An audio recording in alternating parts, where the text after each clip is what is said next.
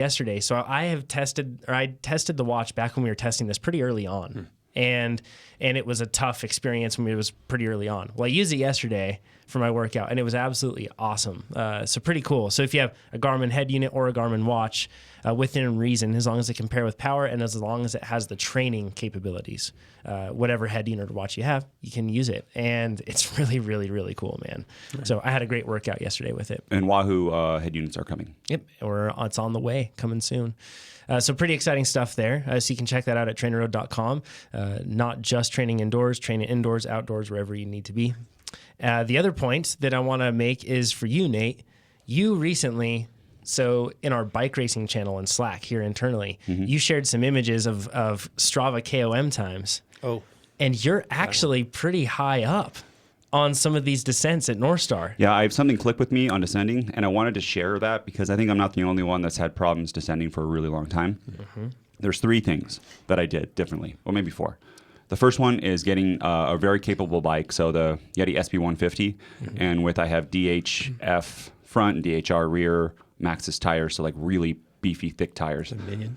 Yeah, Minion DHF and DHR2. So the what that does, and this bike, and it's so slacked out compared to my cross-country bike, is that it allows you to make mistakes and it like corrects. So sometimes where the front wheel would have slipped out, it doesn't, like it barely slips, and I'm like, ooh, that would have been a crash. Yep. So allowing me to make more mistakes and not having to pick really, you pick your overall line rather than your than like looking at individual rocks on the trail. That's really important for mountain bikers, right? Yeah. You never, I mean, at times you pick a very precise line, and I perhaps do that more than some, and I could probably do with doing a little bit more of that.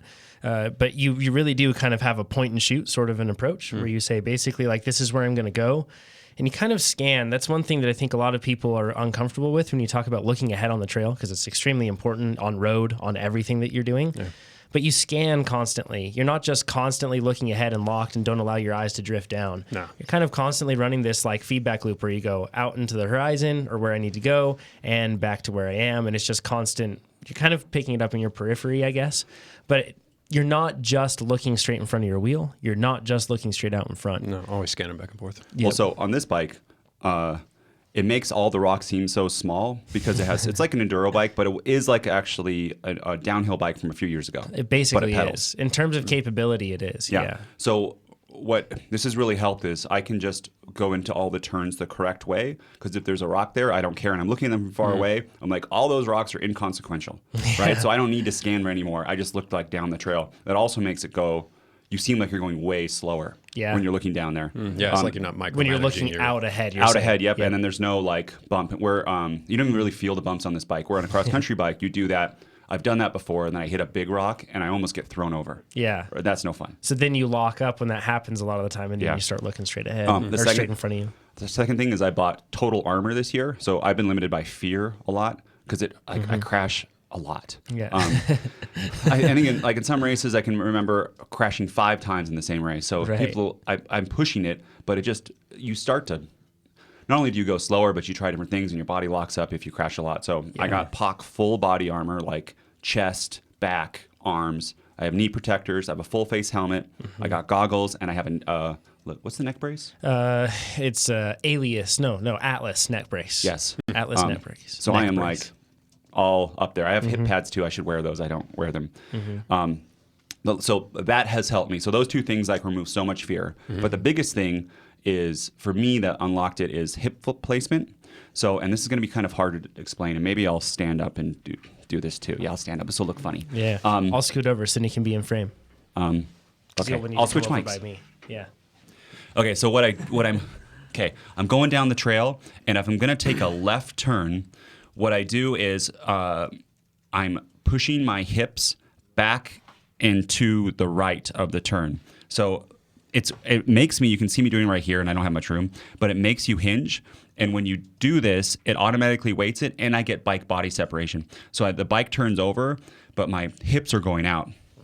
And if I don't do that, when I mess up, I try to turn like a road bike, where my bottom foot is all the way down and it hits the frame, and your bike's leaning, but you're leaning too. Yeah. Like if your outside leg on the turn is touching the frame like it might on a road bike, you're going to have a huge bad time. You mean touching the top tube? Yep. But if I push my hips back, and this is still, I'm still trying to weight the bike through the bottom bracket, but just that like turn and push your butt out. I was getting top 10% or top 10 on Strava on like Strava segment that people have raced on. Yeah. So it's competitive. Yeah, that's interesting. That's the one thing that clicked for me on the final run when we spent our day with Lee McCormick, and I basically kept up with you guys for at least the first half of the trail, and that was the thing. Just understanding where to put my hips to get that separation where it felt comfortable, and I trusted that the bike would stay hooked up. This is a good example of you can hear the same exact. You can hear somebody telling you to do that very thing, but you hear it in a different way, and it doesn't click for one person. It will click for another. Yeah. Because a lot of this, like we talked about last time, was making sure your hips are turned into the exit of the turn, right? That's basically what we're talking about. But at the same time, if you hear that and it doesn't make sense when you're trying to move into that position, then it's useless advice. So hearing it in as many different ways as possible, I think, is really helpful.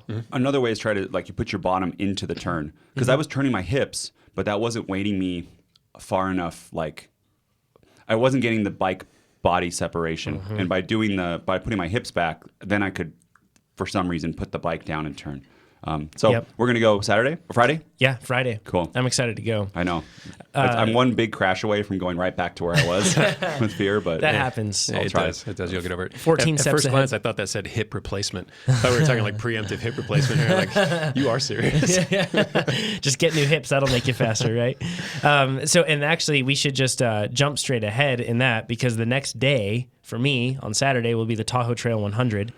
Yep. You would be doing it, but you don't have an XC bike yet. Yeah. You're waiting for the Pivot Mach 4 SL. Yes. Exciting bike. And I rode it last week I did one lap on my SB 150, but with the the Tahoe Trail 100 course. Yeah, and I did the DH, the tires, and Big the beefy tires. Yeah, and the front tire too had a downhill casing. Yeah. I swear, I was going 300 watts on a flat and getting dropped by people doing just aerobic pace. Yeah. It's amazing how many watts heavy Hemorrhage tires. on a heavy bike and heavy tires. Yeah. It's crazy. Yep, it's absolutely crazy. And I had 3 liters of water. I was probably 45 pounds biking water. Right. Yeah, it's pretty crazy.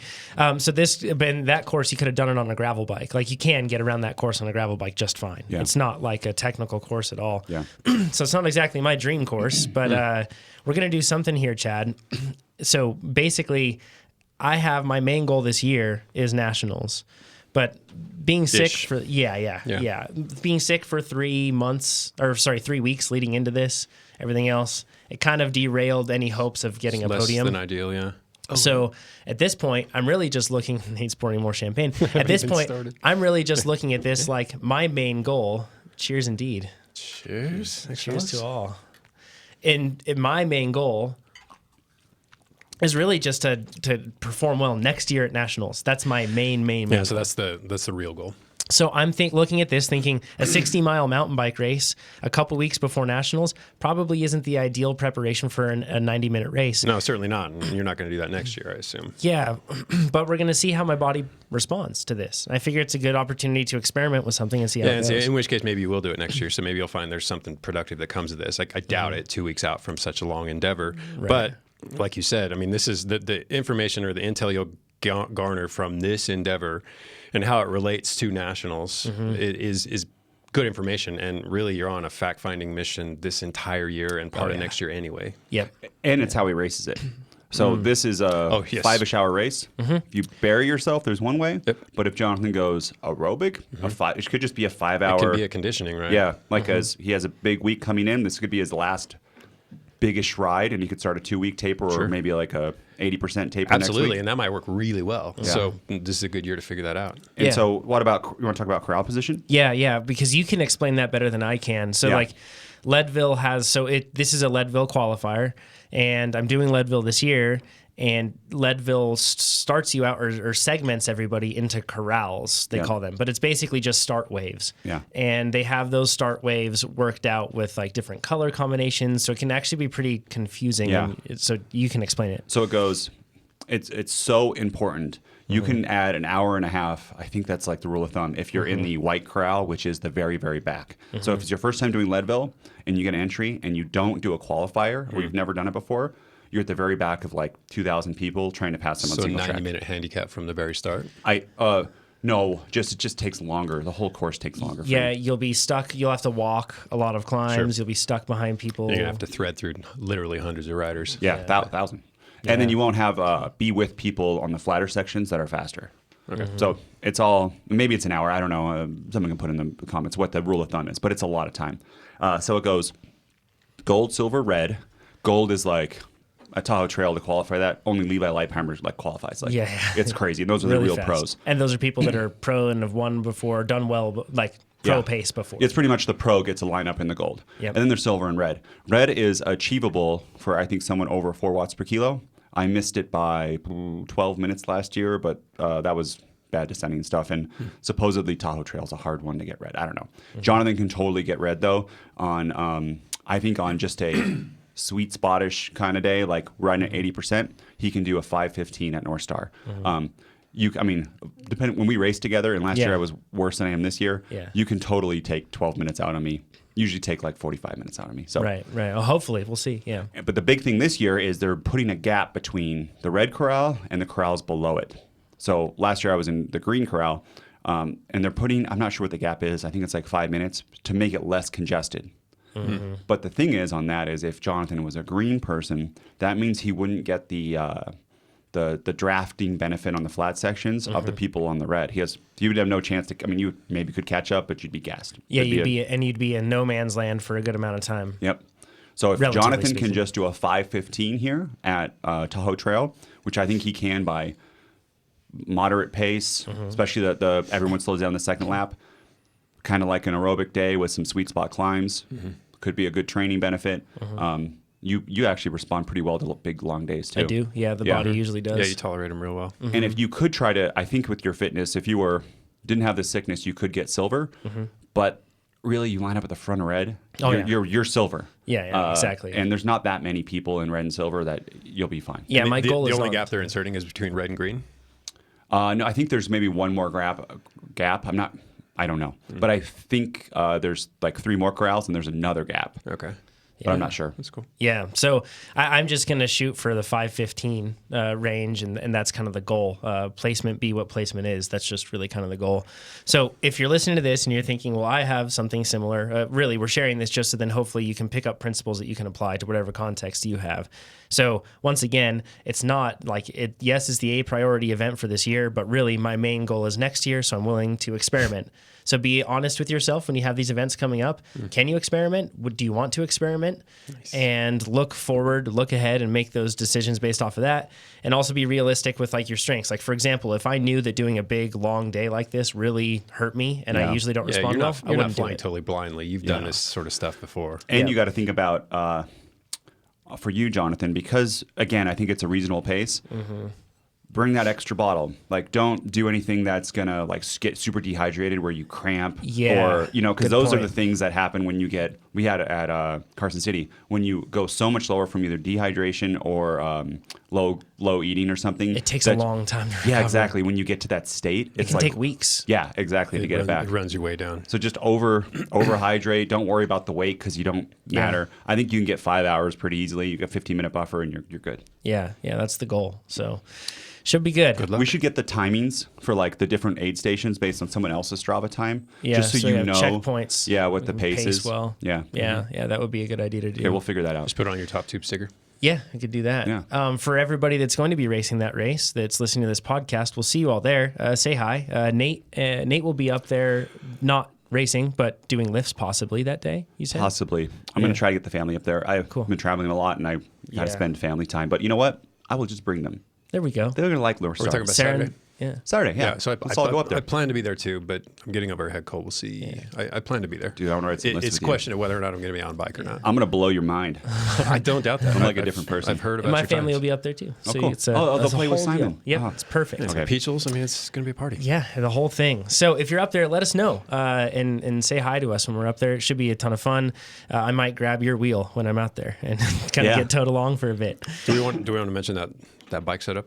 Yeah, absolutely. Yeah, that's a good point. So we talked about Leadville last week. Oh, yeah. This is funny. And I was like, maybe I'll do a gravel bike. I saw a few people on drop bar bikes, And then I was told by Keegan Swenson, This is a quote, and a couple other folks, you'd be an idiot to ride a gravel bike. Yeah, okay. But this is to make the whole thing more interesting for you. It's a good and point. a bit better challenge. That was the point. Like, we weren't thinking of the fastest way. We're thinking of Jonathan isn't going to enjoy this. How can he make it enjoy it? And if you did a gravel bike, the whole thing gets more technical. Yeah. So, and to be clear, Leadville itself is plenty challenging, and getting a fast time is plenty challenging. Tougher, right? But basically, what I was told is that you're just going to have a longer day.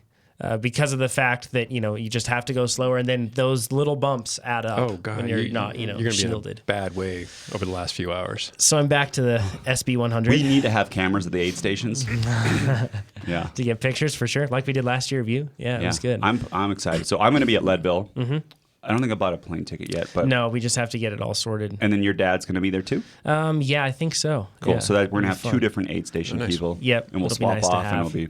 We're going to have to get 2 cars. And I know, it'll be really nice. So, yeah, it should be good. But anyways, some points on this. When you're talking about a race like Leadville and you're trying to decide what sort of bike you should use, and we'll use Leadville for an example, but we'll try to, once again, relay principles you can apply to whatever race you're doing. But in this case, it's a really long day. And when you have a long day, more time on the bike, you need to take that small hit that you take, those little bumps, and you need to understand that they're going to feel much, much, much worse. And their effect is going to magnify as the day goes on. So when you're trying to decide, should I take, or even like a road bike or a gravel bike on something like, if you're looking like Belgian waffle ride, right? Once again, think about the bumps adding up. Yeah. And the other side of it too is it comes down to the rider. Like Alex Grant last year, we had him on the podcast, incredible athlete.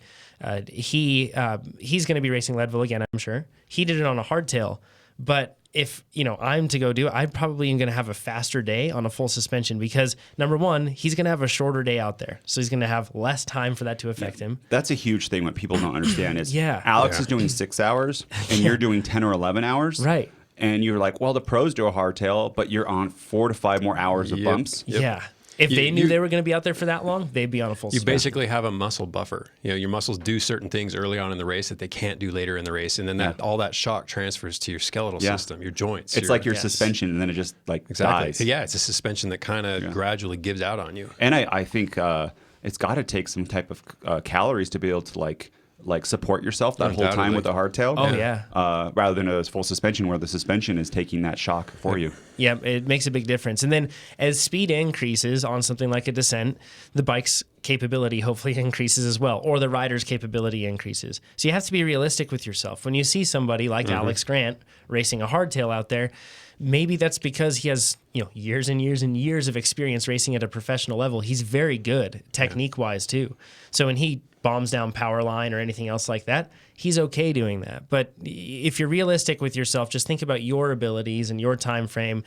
And honestly, in most cases for us amateurs, going for a bike that's going to be kinder to us is almost always a better choice. Almost always. It's just going to make the day more enjoyable, probably going to make you faster too. You may carry an extra pound or two, but it's probably going to make you faster. So the one thing that this is totally optimizing that we don't have to do, but your bike is so capable. I would you have a 120 on the front. I would go 110 if you that's so marginal gains. Yeah. I've contemplated putting on a 100 millimeter fork. Yeah, actually 100 would be great for you for that race because it's not really needed. I have that Ribbon SL, the MRP Ribbon SL, incredible fork, but for Leadville, probably don't need it. And to what gain? Does that just save weight? Yeah, it would save weight, and it would change the angle of the bike, the head tube angle, effective head tube angle. I got you. Yeah. So it would basically steepen things up, which would put me in a slightly better climbing position. Okay. So really be weight and then that. So that's raked out. And you'd be a little bit more aero too, wouldn't you? Technically, because we lower the front. Yeah. So that could be something that I do there. I just have to decide if I really want to spend money on a 100 millimeter fork for one race. Don't do it. Because what's the difference if you do? I think you're going to break 8. So what if you do a 750 and a 752? It makes no difference. Yeah, and the one thing that's really nice about that fork in general, which will be nice on this race, is that it has this initial plushness. Unlike a RockShox fork, which is much more firm off the top, this has so much initial plushness right off the top that bumps are entirely erased. And that sort of thing adds up over the day. It'll feel really nice. Yeah, on a course like that. Yeah. So anyways, interesting stuff. If you're going to Leadville, also let us know because it'd be cool to see you all there. Oh, yeah. We saw lots of folks last year. It'd be great to see more. The first question comes from the forum. If we're ready to jump in there. I'm ready. Awesome. Cool. Says, during the last podcast, you had a really interesting deep dive into DOMS, delayed onset muscle soreness. Thanks. One of the things you talked about was the effect of the mental state on the perception of DOMS, stress and depression. I've been wondering about it from the other side, how training impacts mental processing.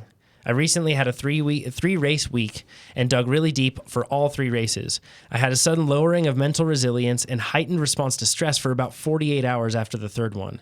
My guess is that it's related to a rise in cortisol levels, but that's just a guess and not anything based on knowledge. Is there any chance you could do a deep dive on this subject? Is there a gender difference in play as well? So that's a good point. And our families probably pick this up quicker than we do, or our coworkers, the people we spend time with. Sure. Yeah, and we've done maybe 1 or 2 deep dives on cortisol before, so I won't rehash all that, or rather I'll touch on it. And cortisol is absolutely a component here. So instead, let's just turn this to oxidative stress, because it's a little more comprehensive. It's not just narrowing it down to that one single thing, cortisol. So let's just do what I've termed a shallow dive. We're not going to go super deep on it, but let's do a Those are more. dangerous too. I was just going to say, Yeah, that's true. don't dive head first. A cannonball. Yeah.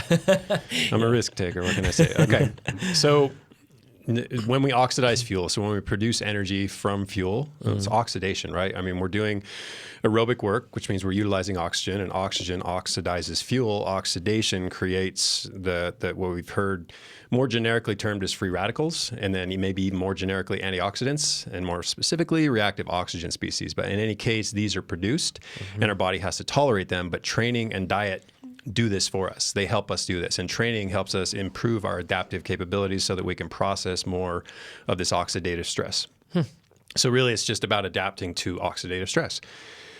And there is, so training does a number of things. I mean, it helps us adapt to that oxidative stress. It also improves our insulin sensitivity, which is just a win all around. It improves the capabilities of our mitochondria, so our aerobic development, improves our muscle function. It lessens the possibility of chronic disease. It reduces aging effects, and it enhances our recoverability. So a lot of positive effects, especially if you're an athlete. But there's always a limit, and that limit is overtraining. And we basically push ourselves to that point pretty frequently. We try to get close to it with actually embarking into it. So when you talk about overtraining, are you talking about just training too much, or are you talking about really like the overtraining where you've overreached yourself chronically for overreaching, overtraining? And I'm not trying to throw all these terms around and make it needlessly confusing, but I mean, we specifically overtrain, and it's called overreaching, so that we can push ourselves to a point that our bodies aren't accustomed to. Adaptation occurs, and then now we can push our bodies to a further point down the road. So we flirt with overtraining all the time. That's the nature of what we do. We push ourselves to a point of overload, such that our bodies rebound more strong and come back more strongly than they entered the process. It's the only way to grow. Yep.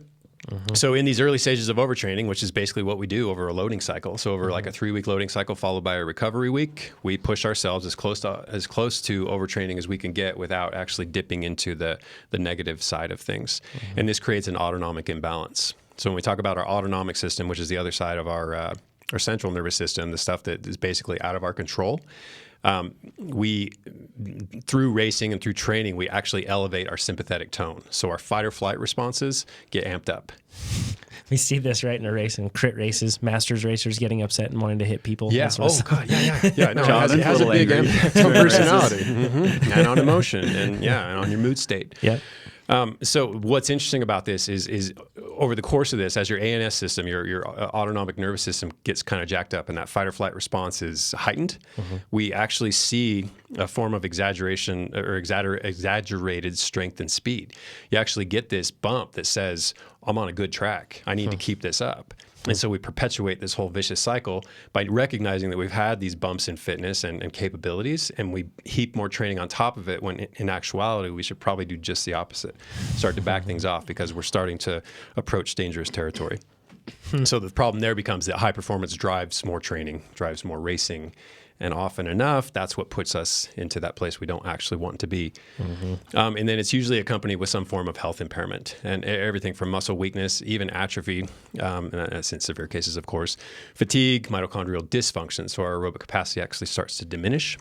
Chronic inflammation, which is just the body in a heightened Immune response, heightened inflammatory state, carbohydrate intolerance, chronic disease. Our rate of aging actually increases, body fat and masses. All these undesirable things happen once we push ourselves too far past that point of adaptation, positive adaptation.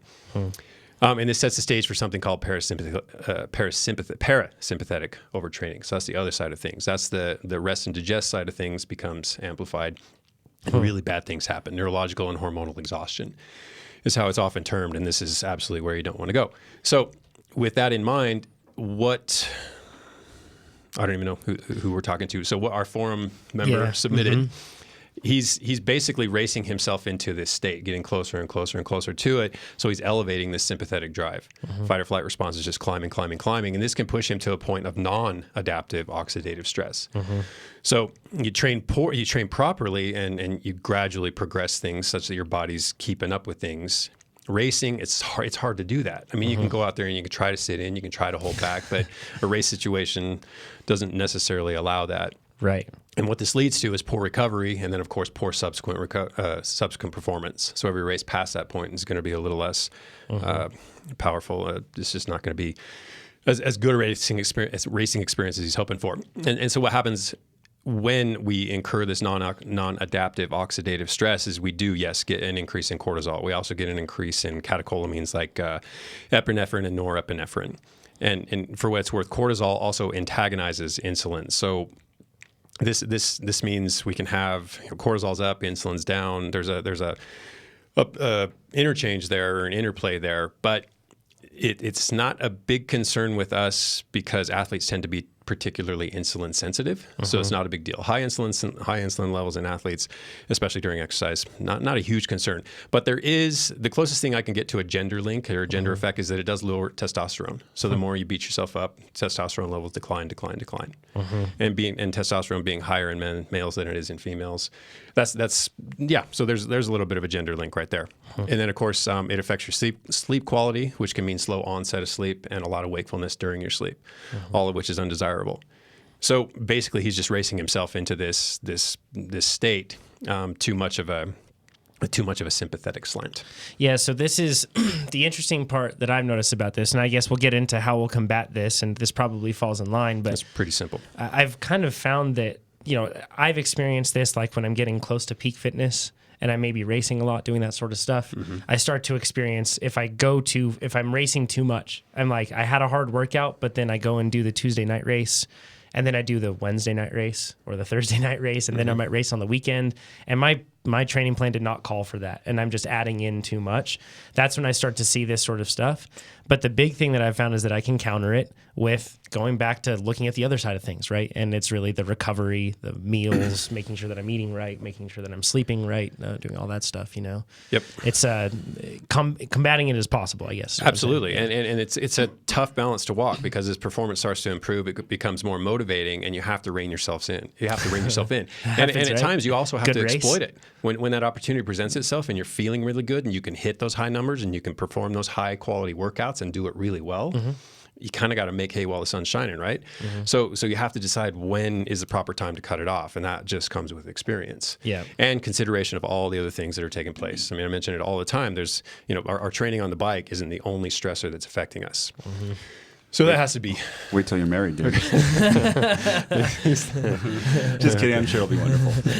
It will. We've been honeymooning for 7 years. We'll go for another 10 or 20. It's cool. So how do we combat this non-functional or non-productive oxidative response or damage? In general, we do it through proper progression. So from the general side, we're not talking about this racing 3 times in a week scenario. We're just talking about in general. Properly progress your workouts. Your body can keep up with the stresses you're inflicting on it. Adaptation takes place, and everything goes smoothly. We hit that recovery week and come again for another round, which just boils down to adequate recovery, proper diet, adequate sleep, proper stress management, the ones we talk about all the time, and then overall, encompassing all of that is simply listening to your body, recognizing when you have pushed to the point where hopefully you learn that if I go any farther than this, bad stuff's going to start to happen, and it's going to be a setback that's going to derail everything, even if it's only for a handful of days. It sucks the motivation away. It can have an impact on your fitness, etc. In the case of the guy who's racing back to back to back with, I'm guessing, maybe a day or two off in between each, but doing 3 weeks in a race, is that what was described? 3 races in a week. Yeah. Yeah, you just have to prioritize your recovery in all its forms that I just mentioned above all else. And we've talked about this a lot of times when we discuss stage racing. I mean, you're already thinking about tomorrow's race during the stage you're in right then and there. You're eating for that next day. When you go home, that recovery has to be taken, or when you go back to your hotel or wherever you're staying, that recovery has to be taken very seriously, prioritized above all else. And of course, that includes your nutrition, your hydration, again, your stress management, getting off your feet, and just resting, recuperating. Yeah. To paraphrase, when you Sum it get up, Nate. tired, you get cranky.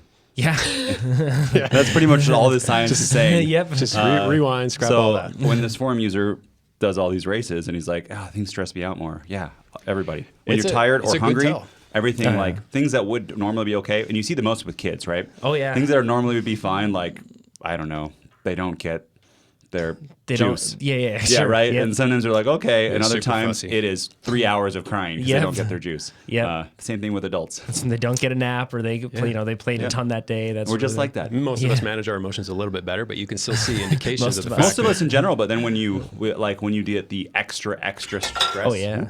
When you get the extra stress, glad that wasn't full. over here. I talk with my hands, people. It can be really hard. Yeah. The other thing to think about with this, really, once again, if you're racing 3 times in a week, so like even if it's small twilight sort of stuff, Doesn't matter. I don't often race 3 times a week unless I'm really going towards something, because every time I race, and this may be me being over dramatic, but I build it up in my mind, and I put myself, mentally speaking, through quite a lot in a race, in the sense of how I prepare for it and then how I execute through that. Yeah. And that does take a toll, and I recognize the need to kind of relax. So when I do that 3 times a week, it's pretty tough. Well, yeah, I mean, that's the whole distinction or non-distinction when our brains see race stress and they see the psychological aspects of race stress. That whole non-differentiation between what is real and what is in the brain. Our minds effectively can't tell the difference, so they respond the same way. This stress, this fight or flight response, and everything that goes with it gets elevated. Yeah. There's a couple people on the live feed or live stream are asking what the champagne's for. Yeah. It's because Chad is getting married. Yes. So- So if you're joining us late, that's exactly what it's for. That explains the 8 a.m. champagne. Yeah, exactly. Mark's question, he says, recently I lost 15 pounds, and as expected, my speed, particularly on climbs, increased. Moreover, my power seems to have increased as well. This is not a problem. This is good. Yeah. End of question. Great job, Mark. Okay, good. Way to go, Mark. Moving Glad you're doing so well. He says, I measure via a Quark D0 meter, a power meter.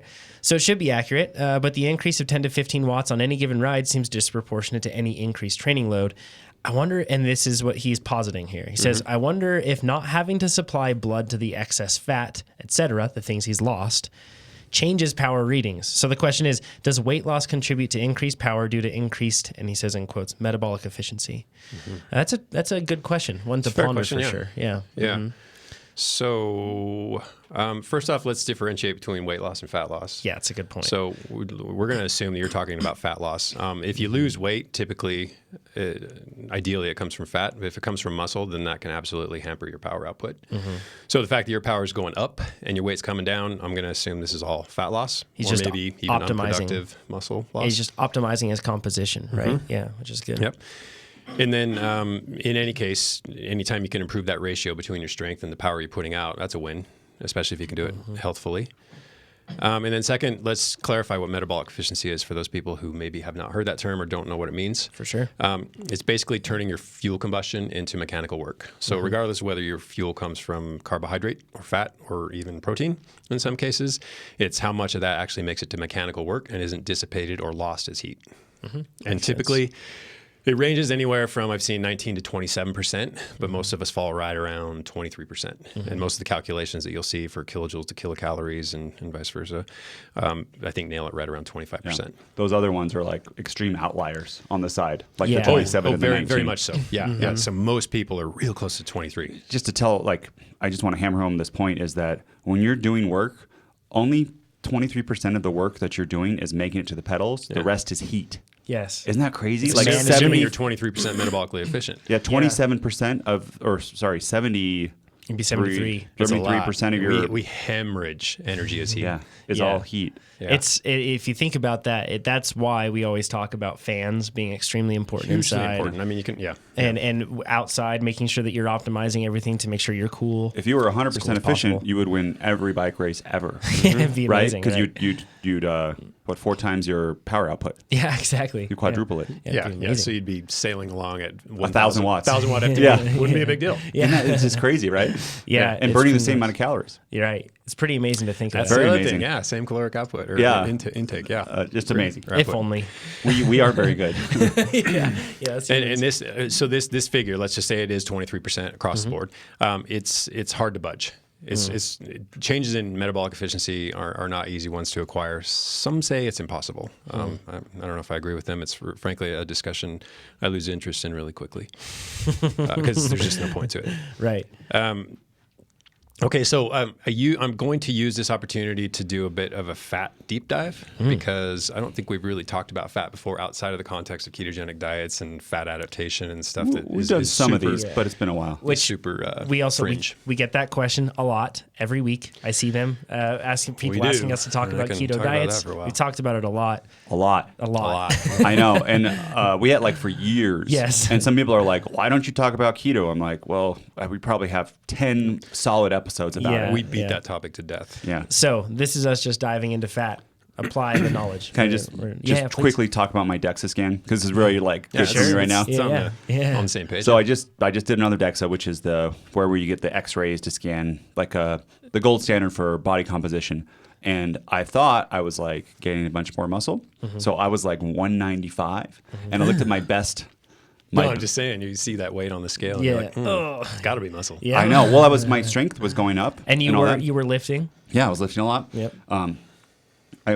So my best was last January at 12% on DEXA, and 12% on DEXA is pretty lean. That's very lean. calipers. It's quite That's more lean. in the 8 or something. Yeah. So I had 1 more pound of muscle than back then, but I was 185 in January and I was 195. So the rest, those 9 pounds, was all fat. Chub. Yep. So I gained 9 pounds of fat comparatively. So I pretty much have 9 pounds of fat to be at that same body composition I was before. So now I'm at 15.6. Yeah. And what happened is I did those 3 to 4 weeks of travel, and during that I just. And you talk about this could be good, but there wasn't a French fry I didn't eat. I drank the whole time, Right. having hamburgers and 2 dinners, and Yeah. I don't know if and then not exercising, just Yeah. sitting in conferences, watching speakers, and eating French fries. Yeah. It's not It was- drinking a beer. I mean, certain things were out of your control, certain were within it, but you partied, you indulged a bit, and maybe you didn't eat 3 weeks of it, but that's how it lined up. It's how it worked out. You rolled with it, and here we are. Super motivated now to train. though. 9 pounds of chub. There we are. It's already gone down some since the DEXA, but I'm going to try to get yeah. DEXAs every month. But You'll be on anyways, top of it. You're conscious of it, and you know how to address it. the nice part is if you do a DEXA, you know the percentage of I thought it was muscle, and I think a lot of people they lift weights, you get a yeah. little hungry, you're like, this Yep. is all muscle. It's not. No. I mean, It's very not. No. Not always. Yeah. So let's get into some fat talk. Okay, so let's talk fat. The fat is stored in what is called adipose depots. So different places around the body, different forms of storage. There are several of them. They are subcutaneous, which is under the skin. That's the stuff that we don't like in terms of vanity, right? Because Yep. Almost entirely. it's the squishy. It's the squishy stuff Yep. we don't like. Then there's visceral, and I'm going to elaborate on these two. So I Cool. mean, feel free to interject. But visceral, which is in the organs, or more accurately, it's around the organs. Intermuscular, and then there's also yellow bone marrow, and breast. And we're not really going to cover those 2 forms of adipose depots. Rather, we're going to talk about the subcutaneous, the visceral, and the intermuscular at depth, in depth. The subcutaneous, the interesting thing about that is it's not uniformly spaced. So it's in your hypodermis. So a couple layers of skin down, it's these little pockets of fats underneath your skin. And because it's not uniformly spaced, you automatically think cellulite, right? That's not exactly what it is. Cellulite is actually herniated cells that have left their connection with the connective tissue. They move around. It's not exactly the same thing, but the fact is it's not uniformly spaced, whereas visceral, which we'll get to in a second, is. It's semi-fluid. This form of fat is far less concerning in terms of health risk. Even a person packing a lot of excess adipose or subcutaneous adipose tissue doesn't necessarily mean they're unhealthy. So you can get away with having a fair amount of this on your body without being a direct threat to your overall health. I've seen this with certain cyclists before, right? When I've been in a race and I'm like, hey, that person's not as lean as me, and they're blowing Still past very me on a fast. climb, right? Yeah. I see that fairly often. Still be healthy. Yeah. Yep. Yep. And this form of fat in particular is an active part of the endocrine system, something I'm going to elaborate on also. Then when we go to visceral, it's semi-fluid, and this is the dangerous stuff. It's referred to as abdominal fat, belly fat, organ fat, and it's basically described as central obesity. And this is the stuff you're worried about. So it's packed in between the organs as opposed to ectopic, which is actually in the organs. It's a different type of fat entirely. So this is between the organs, and if you've ever seen a legit beer belly, where an otherwise thin-looking man has this vast protuberance. I mean, the belly is just, it looks hard. You'll recognize it if you see it. Very dangerous stuff, because that is the stuff that's tied to a number of obesity-related diseases and all-cause mortality. So it's a big deal. And in men, it's the hard stomach. Hard. That's what's so creepy about it. My grandpa, it's creepy. And then the bummer of this is that higher stress is linked to it. So through stress alone, you can increase your level of visceral fat. Just from stress, cortisol and all the things that go along with it. Wow. I'm working on it, buddy. Just slid the champagne glass for all those on the podcast. But the upside is that both high intensity interval training and low intensity work can actually reduce your visceral fat. So it's by far from something that's out of our control. We can actually absolutely address it. And then the third kind that we'll talk about, and this will probably be all we'll say about it, or I'll say about it, is intramuscular. And typically, this is the actual fat stores within the muscle cells themselves. Or maybe it's just outside of the cells, but either way, it's packaged right with them. I'm not entirely sure. In any case, typically it's a bad thing. In sedentary people, it's absolutely a bad thing. But in athletes, it's quite the contrary. It's a good thing. It's on-site storage, just like glycogen is on-site storage. So if you have, as an endurance athlete, intramuscular fat stores, this is a good thing. That's yet another fuel source from which to draw. It's also a good thing for cows. I was just going to say it makes them tasty. That's what I want. So in my beef. ribeye, if you look at a ribeye, that's intermuscular Yep. fat. Sirloin, when there's no flex, that's not intermuscular fat. Yeah. Yeah. So this form of fat is, like I said, potentially dangerous unless it's insulin insensitive, insulin sensitive, which in the case of athletes, we tend to be very insulin sensitive. So these IMTGs, intramuscular triglyceride stores, are actually a boon, not a harmful. So just to say it again, subcutaneous, fat below your skin, visceral, by your organs, that's really like hard, and that's the dangerous stuff. Intermuscular, that's in your muscles, and that's the sirloin versus ribeye. Yep. And women typically have more of this intramuscular fat stores, and they use more of it. Maybe they use more of it because they have it. I don't know. But pretty either much, way, intermuscular, don't worry about it. I don't even know if there's a way to measure it. As an endurance athlete, I mean, even if you could measure it, as an endurance athlete, you would take pride in the fact that you have more of it than the rider next to you. You don't want visceral fat, but if you're an endurance athlete, you're probably working that down. And then for performance, subcutaneous is what we want to get rid of normally, because we don't think a lot of endurance athletes, especially when you have that really small waist, you don't have a lot of visceral fat to get rid of. You're trying to get rid of the subcutaneous fat. Yep. Yeah, exactly. True.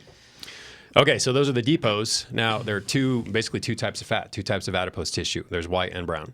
So white adipose tissue, WAT, is basically energy storage. That's predominantly what it does. It also serves as cushioning and insulation. So, I mean, there are other purposes to it, but by and large, it's an energy store. Energy in particular being lipids.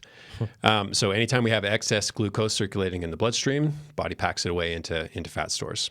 How that mechanism happens a couple of ways, not really something we need to cover right now. But if you think of free fatty acids floating around in the blood, they're basically esterified onto a glycerol backbone. So esterification is just the process by which the free fatty acids are stuck to this glycerol backbone. And this is where the name comes from. Triglycerides, glycerol, the three fatty acids that are stuck to it. And this takes place inside of the adipocyte, which is just a fat cell. And it's important to understand that there's a constant flux of the free fatty acids in and out of our adipose tissue, and this is largely regulated by insulin. So when insulin's high, we pack it away. When insulin's low, glucagon comes up, and free fatty acids are released into the bloodstream, and we can actually use them to power mechanical work and to do a number of other things. That's why we want to use that sort of stuff when we spike insulin, that sort of thing. Yeah, and that's why having high insulin levels, like in the case of metabolic disorder and high blood sugar, which spurs high insulin levels and insulin insensitivity eventually, is a bad thing, because if insulin's constantly in the bloodstream, we can't access fat stores. Insulin simply won't allow it. Interesting. So, yeah. So I guess on the hormone side. Yeah, so this white adipose tissue is hormonally active, and in particular, leptin and resistant. And we're just going to talk about leptin because it's really the only one that's germane to the discussion here. Leptin is produced by these white fat cells, And it acts on the hypothalamus to basically inhibit hunger. Hunger feels like thunder at times for sure. Yeah, yeah. So it inhibits hunger. It's the satiety hormone. It's what tells us we're full. And the idea being is to limit fat storage because the more white adipose tissue we have, the more leptin we have. So if it worked properly, the more leptin we have, the more we get the signal that we're good. We got enough fat stores, brain. We don't need any more. Please tell hunger. Please tell me I'm not hungry, and everything goes on as normal. We don't accumulate too much adipose tissue. The problem is the more leptin we have in the system, the more likely our brain can become insensitive to leptin, never really getting that signal. And this is why you can see grotesquely or morbidly obese people. Even though they have a ton of energy hanging off their bodies, they're hungry all the time. And hunger is a hard thing to combat. So they eat and they get bigger. This is why we're alive. Really as a vicious species. cycle. Yeah, Right? Absolutely. Because Yeah. it's such a driving force. Because we're so good at packing away energy for later use. And then this is anecdotal, but always interesting. So when you have somebody who's got like 150, 200 pounds of excess subcutaneous adipose tissue hanging off their bodies, one method of addressing that, I mean, we always talk about you got a proper diet and you got to exercise and do all these things, or you can fast. You can just stop eating. And you think, that can't possibly be healthy. I'll die if I do that. I'll lose all my muscle tissue, et cetera. It's not exactly the way it works. The body's actually really good at preserving life. And the most extreme case, the guy who did the longest fast of all time is a man by the name of Angus Barbieri. And this took place back in 1965. And I think by then he was like 30 years of age. And he didn't die till like 1990. So he lived like another, 25 years past that. He started at 456 pounds, lost 276 pounds of fat. I'm sure some muscle went with it, but I can't imagine there was a heck of a lot in there. And he basically only cut it off because he reached his goal weight of 180 pounds. Wow. So he's like, okay, now I'm good. Because the doctors, this was not planned. He was not planning to go in for an extended fast. I think it was just supposed to be like a week long or a 10-day long fast. And he just kept riding it out. They gave him antioxidants. I'm not sure in what form. Vitamins. I'm sorry, not antioxidants. Electrolytes. Vitamins and like a literal multivitamin. Nothing more specific than that. And water. And then carbonated water, black coffee, and tea. Dude lost a ton of weight over 382 days. That's amazing. That's more than a year. He was I watched a documentary on this. He was in the hospital the whole time for this. Yeah. He was supervised, yeah. Yeah, but still, 382 days of not eating and just it went away. Yeah. It's just body used it. Yeah, but think too how long it took. 382 days. Yeah. Right? Of not eating. Of not eating. Whew. Yeah, it's pretty crazy. Yeah. His FTP probably went down during that time, but I'm guessing he could do next to nothing. I don't know, though. There's some interesting stuff takes place when you fast. probably no high intensity stuff, but he'd probably walk around and all that sort of stuff. It's in that fat burning zone. I doubt a lot of exercise was taking place. Yeah. Okay, so anyway, the other type of tissue, so adipose tissue. So we have white adipose tissue, and we also have brown adipose tissue, BAT. And these adipocytes, these fat cells, actually generate body heat. Extremely interesting, and I'll explain why I revisited this line of inquiry in a short while here. They're located basically in the neck and in large blood vessels of the trunk, what's called the supraclavicular region. So we're talking about, you think your collarbones and upward. And basically, I don't think it's my theory. I think the reason is they're there to insulate particular blood vessels, the ones that take blood from the heart and get it up to the brain. So, yeah. And so bear with me. It's a mouthful, but they generate heat by uncoupling the respiratory chain of oxidative phosphorylation within our mitochondria. Oh, of course. Of course, yeah, right? logical. Makes sense to everybody. Yeah. And they do this via what's called the UCP1, which is uncoupling protein 1. So all this means is that when we metabolize fuel aerobically within the mitochondria, there's this proton gradient on one of the two membranes. And this basically dissipates that proton gradient. So rather than allowing... I just jumped tracks here. Energy It's dead air, guys. Yeah. So why he thinks of that, we are getting a 6-person sauna.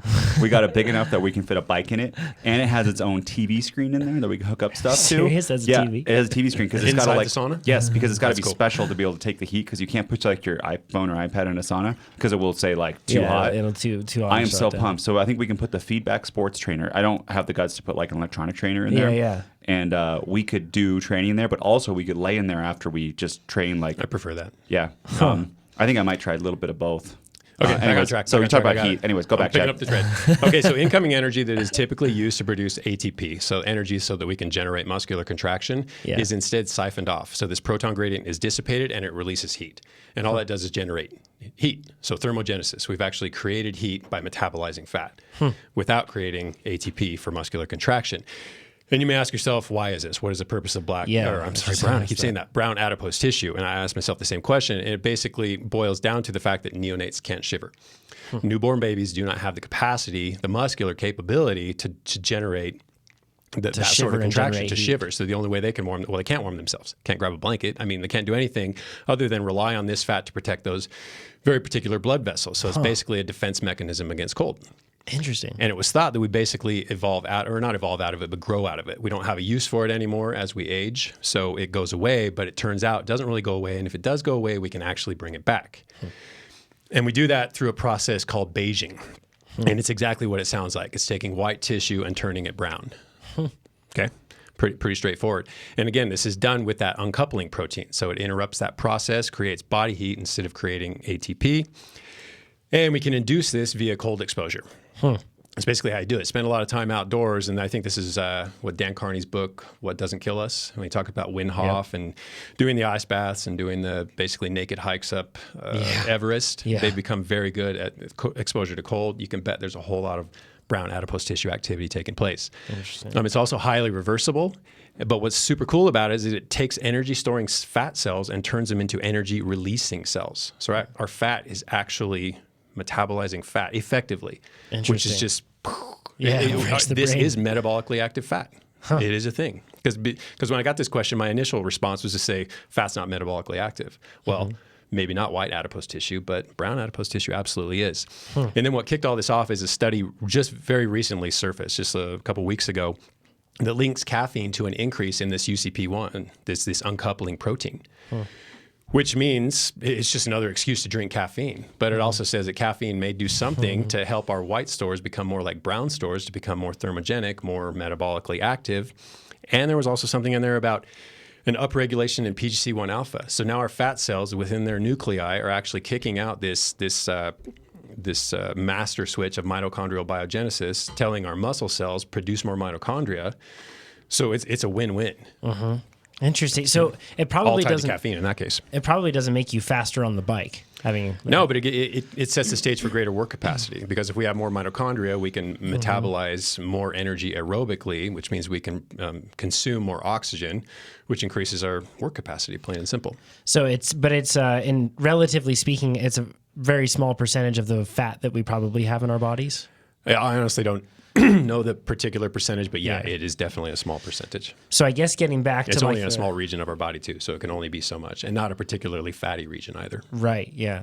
So I guess going back to the crux of things, really, fat in most cases isn't metabolically active. However, with brown fat, that does change, and it does require blood supply. I mean, there is blood going to our fat. So his question regarding relating to blood, I mean, there is blood going there, but metabolic activity, not so much. Right. Yeah. In the white tissue. Yeah. So you're making yourself more efficient as the bodies you train, and as you, I guess, get rid of tissue that you don't need and increase tissue that you do need for performance. So he's making himself more efficient. But it's probably, in this case, I assume with Mark, it's probably as simple as the fact that he had power to improve and he's been training, and as a result, that's getting better. And he also had fat to lose. Yeah. And as a result, it was dropping. Improvements in fitness. Wouldn't think any more deeply than that. Yeah, I'm sure that's just really what it is. And that's honestly common to see. I know for those that are listening to this that have been training for a long time. For those that have been listening to this and training for a long time, I bet you would just kill to be in Mark's shoes, right? To be able to have your power go up and then like lose weight. Because you get to a point where you train enough where you feel like any weight I lose, the power drops too, right? But when you have room to gain on both sides of that equation, pursuing training can satisfy both sides. Honestly, though, most of us can do it. It's tough. Usually they're not at the same time, but most of us, not all of us, have power to gain and we have weight to lose. Yeah, that's how it goes. So or body composition to improve. Not really. That's what you want. That's what you really want. Fat loss. Yeah, exactly right. Ryan says, have I reached my biological limit? Another somewhat theoretical question on this. And kind of along the lines of what we just talked about. He says, I train in a fairly structured way for a non-trivial amount of hours a week, 6 to 10 hours. I've been doing so for the last 5-ish years. I'm very consistent with the occasional vacation or work trip getting in the way. I do intervals, maybe too many. And he says, sweet spot intervals, zone 1, zone 2, etc., as I should. He says, despite training well, eating mostly right, and doing the things that I should, I just can't seem to get my FTP past the 3.4 to 3.6 watt per kilogram level. I've had a couple coaches in the past, but after using them for a while, again, despite doing what they asked, I can't break through that ceiling. The 8 to 10-ish hours a week is my limit in order to keep my family, training, work, recovery balanced. So just adding volume isn't an option for me. Fair and common. Yep. What can I do to burst through this plateau, or have I just reached my biological limit given my volume constraints? And he says, I do have one catch. I have hereditary high cholesterol. Diet makes very little difference, and have been on a statin since I was a teenager. I've read some, which is medication. He says, I've read some studies that statins and endurance sports don't mix well, but I'm wondering if this really applies to me, as they all had elite, and he says in quotes, athletes as subjects. He says, I'm 5'7", 70 kilograms. I could stand to lose a few pounds, but I'm certainly not overweight. So statins are medication used to address high blood pressure. Yep, there we are. So I guess we can get to more of the crux of what this guy is really talking about, in the sense that he's basically asking if he's reached his limit. And so many people ask this question, whether it's in the podcast or internally. You've wondered, am I just forever capped? Yeah, when you push up against the same plateau time and time again, it makes you ask that very question. Oh, yeah. And I think that like the main thing is when you get into that position where you feel like you're up against a plateau, a lot of it comes down to optimizing, and we can always optimize further within some degree. Like I think about it with all the things that affect it. Your performance really is a product of all of the variables in your life, right? They all add in, and you can always optimize different aspects of life. So chances are you can probably improve from where you're at, but within the constraints that you have, that kind of gets tricky. Yeah, probably. And his major constraint sounds like is time, which again, common. Extremely common. Pretty much everyone's major constraint. But I guess getting a little deeper, Chad, if you want on this one, we can go into some of the science behind things. So first off, we have to assume that you're a youngster. Well, we can assume either way. Yeah, so middle-aged probably. You got to assume, he's been on statins since a teenager, so we don't know. But if he's 55, that's a pretty great strength to weight ratio. Yeah. If he's 25, there probably could some be room to grow. Yeah, 20 to 25. Yeah, we don't know. Yeah. So age would be good to tell us on a question like this about genetic limit. Absolutely. Absolutely. If you're 55, that's, we have that forum post about the bell curve of cyclists for our users. Yep. And I don't have it right here in front of me, but the 55, if you're 55 and you're in that area, you're pretty golden, actually. Like, that's golden. You're pretty good. Yeah. And if you're 65, you're amazing. Yeah. And you can find that on forum.trainerroad.com. Yep. Okay, so let's first talk about some potentially easy gets. And I say potentially because they sound, well, probably should have labeled them as simple gets because they might not be easy. First, address the quality of your recovery and start with sleep. Obviously, nutrition is a huge part of that, but nutrition is such a big topic, I don't even want to touch it. Sleep, however, is super, super common in that anyone can benefit from an additional hour per night, or an additional 30 minutes if you can find a way to squeeze it in there. So with that aside, consider the possibility that you are overtrained and that every year you reach this point because you reach a particular point of overtraining. You hit the same plateau because for whatever reason, you're throwing too much stress at your body and it reaches that point where it simply can't adapt further. Maybe you need more recovery. That's a good point because he said he's super consistent with the occasional work trip. And a lot of times work trips for me are not recovery. Yeah. They're harder than regular day life because you're just doing everything, getting up early, less sleep. Yes, and it's an easy thing not to consider. I mean, I obviously need to train more. There's no possibility that I need to train less. Well, maybe you do, and maybe it's just 1 hour less a week so that you can get a little extra sleep a couple nights. I mean, it might be as subtle as that. But if not, there are potentially not even tougher gets, but more complex gets. And in particular, you have to change the way you train. Could you talk about a couple more easy gets? Sure. 2 things on this table. One would be alcohol. Yeah. If you drink alcohol, we've talked about before, your body's not recovering while you're drinking alcohol. It's processing the alcohol. And it affects your sleep. So if you do it in the evening, which a lot of people do, imbibe in the evening hours, it will impact your sleep quality. People think that it helps you sleep. It's the opposite. Helps you get sleep. But it doesn't help you sleep. Yeah, exactly. Like your sleep quality is worse. Yep. And the other thing is caffeine. Caffeine after a certain amount of time for the majority of the population. Depending on how sensitive of a responder you are. Yeah, and how quickly you metabolize it, and how for a certain part of the population it might help you sleep, but you kind of know if you are or not.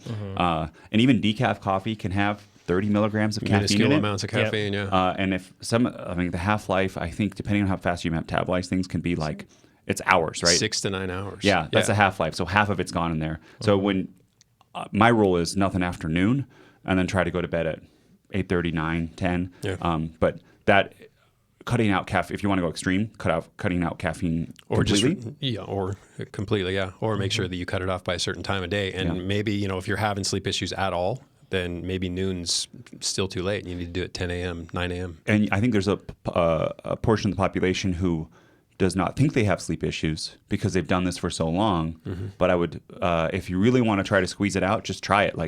And maybe switch to decaf at 10 a.m. and then stop all caffeine at 2 or something like that. If you're a big caffeine addict or coffee addict. Yeah, good points. I guess on the tougher side of things.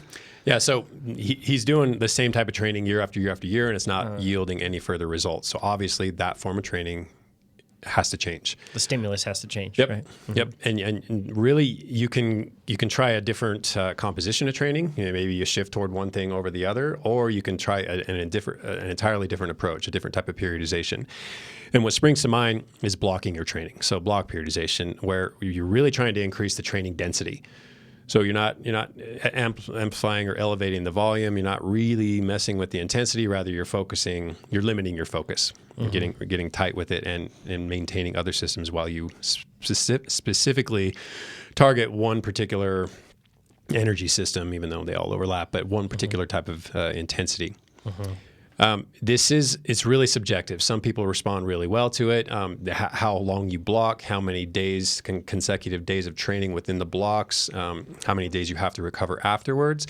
It takes a lot of self-knowledge. Yeah. So this is for, and when I say advanced athletes, I don't necessarily mean super high-performing athletes so much as athletes who have trained for a very long time and, in your case, done it the same way. So you know very much what you're working with. Yeah, you have to understand how your body responds to a really high level, because there are professional athletes that train a huge amount and they still don't quite perhaps have enough information to be able to know it's how always they a learning respond. process, and just because someone's exceptionally fast doesn't mean they're particularly good at training themselves. Okay, I want to just talk about that point for 1 second, because there could be, your parents have such a big thing in this. There can be a pro who trains way less optimally than you and be faster than you, and I think people don't realize that. Or a local person where they can train way less optimally than you, and because of your parents, your genetics, you can train, 50% better, you're using air quotes, and still not be as fast as that person. And that's just the way life is. And it doesn't mean that how that person trains is the way you need to train. I know. So that's the important thing. That's what happened. Like, well, this person does this. Yeah, that genetic component cannot be underplayed or underemphasized. It's an unfair advantage, so to speak. I mean, some people have it, some people don't, and there's not a lot to do with it.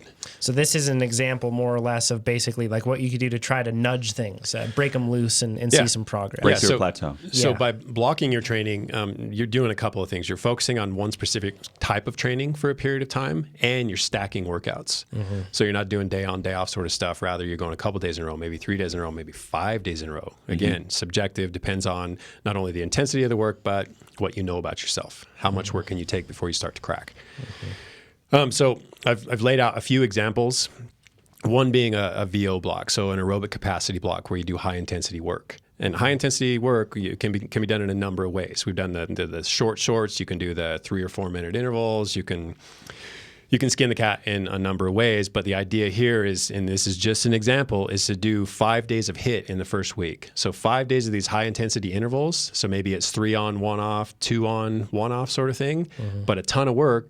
And then for the remaining 3 weeks of this 4-week block, you simply hit that once a week while you go back to low intensity for all the other workouts.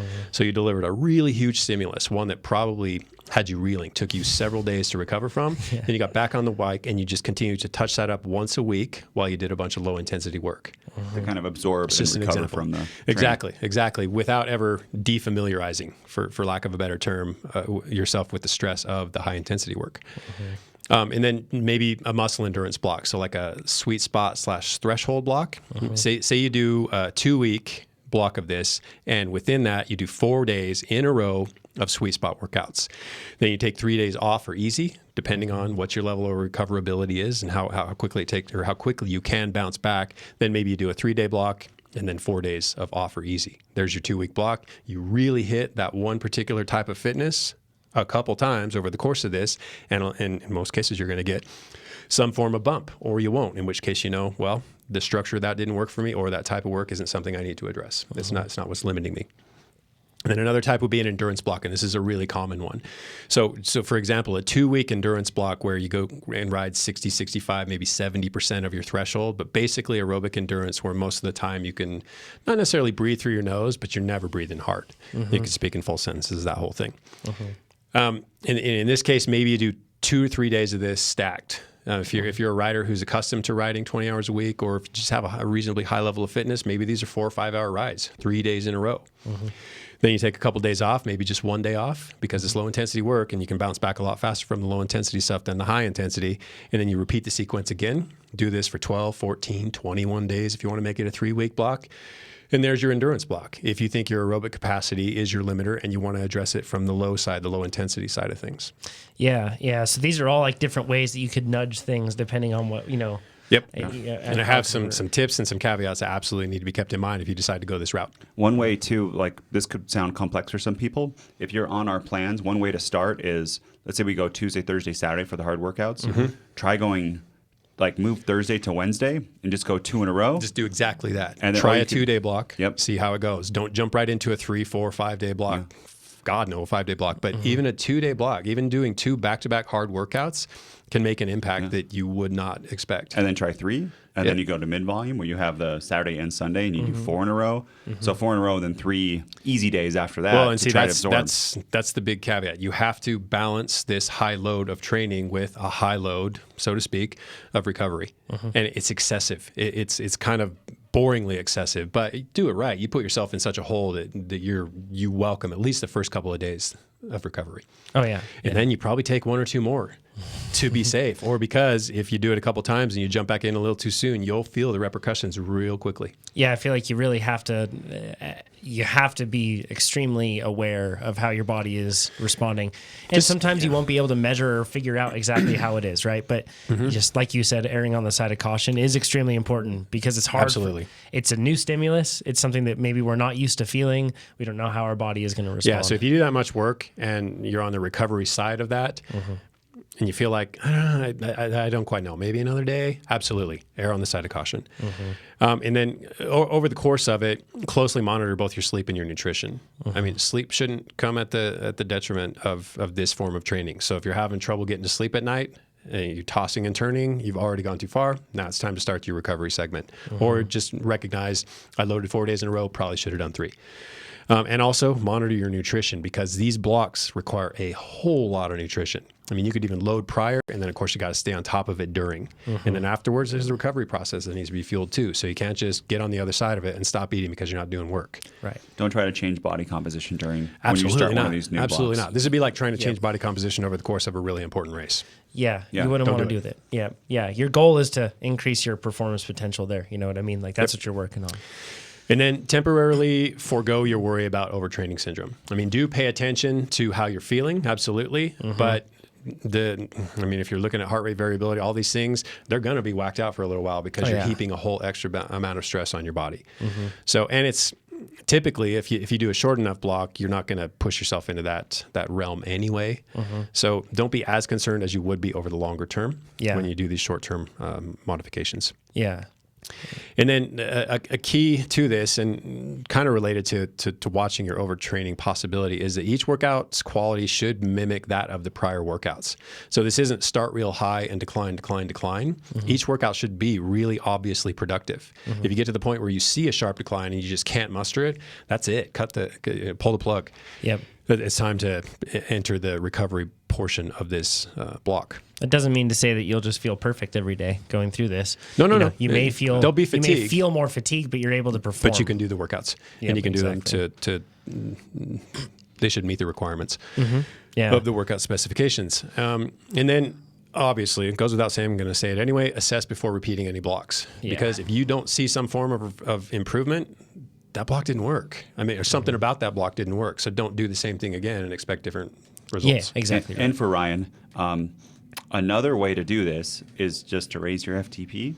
Because, let's say I just raise it 5 watts and do what you've been doing. Oh, you mean nudge up your... Yeah. Yep. Yeah. And then raise it again 5 watts and do what you're doing until you fail. Yeah. I think some people, you get caught in the same FTP for too long. That's a good point. And just that alone. Yeah. And even if you're doing the ramp test and it's the same, but if you've been stuck there for a while, Yeah. like something's got to change. So this is Try another way nudging to overload every single workout just a little bit Yep. to kind of to break through that plateau. Yep. Yeah, absolutely. And then let me touch on statins really quickly, Sure. since that's part of this question. So earlier in my training days, I had a pretty naive viewpoint when it came to statins, and I saw general practitioners and big pharma as these ugly, evil forces, and that general practitioners didn't want to deal with patients, and they simply threw statins at them. You have high blood pressure, take statins. You know, I've since reshaped my views and Or part cholesterol. Yeah. Cholesterol. I'm sorry. I said high blood pressure. Yeah. Cholesterol. Yeah. Yes, that's what I meant. So scratch that 10 minutes ago. High cholesterol. But as a personal trainer, I kind of gained a bit of empathy, as much as I'm going to get without actually being a medical professional, in that clients would come to me and they would want body composition changes, but they weren't willing to change their diet. They'd come in and they'd hit it hard for 2, 3, 5 days a week, but they wouldn't change the way they ate. So if you're a physician faced with the same thing as someone comes in with high cholesterol and they refuse to change their diet, what do you do but prescribe a medication that can address it? And I would argue that probably the majority of people that they see too refuse to exercise and change their diet. On top of it. Yeah. Yes. Yeah. Yeah. So I apologize for being naive. But with that said, do consider the quality of your your physician. Find one that recognizes that there are other factors that contribute to atherosclerosis. That's a mouthful. Yeah. It's not just about it's not just about monitoring your cholesterol. There are other aspects of the of this syndrome or illness. And then commonly you'll read about doctors who prescribe more drugs to treat side effects of the drugs they just prescribed. Obviously, if you're in that cycle, try to break it. Yep. These are things that are a little outside my realm of recommendation, but I'm going to make them anyway. And it can just be genetic too. So you can have great diet and exercise, and you can have high cholesterol, and that can be dangerous for you, which I think is in Ryan's case. Like Probably, if he's been on them 3.6 since a teenager. Yeah, 3.6 watts per kilo. Like I think he was 154 pounds. Yeah. Training 8 to 10 hours a week, and I'm guessing his nutrition's pretty good to be able to do that. Yep.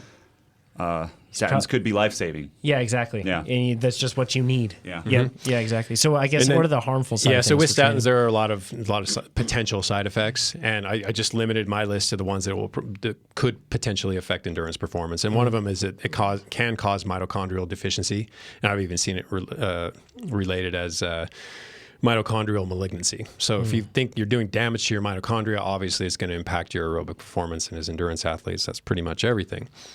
There is a possibility of liver damage, and anytime you damage the liver, that's a pretty big deal. I mean, it doesn't matter whether you're sitting on the couch or you're riding a bike. As Nate pours more champagne. It's not working. There's been frequent reports, of course, of muscle pain, fatigue, and weakness. Clearly, that can affect your performance on the bike. And then elevated blood sugar is another thing that gets cited a lot, but in endurance athletes, that's typically not a big deal. But it can, of course, lead to metabolic syndrome and eventually type 2 adult onset diabetes. So elevated blood sugar is not typically it's never a good thing.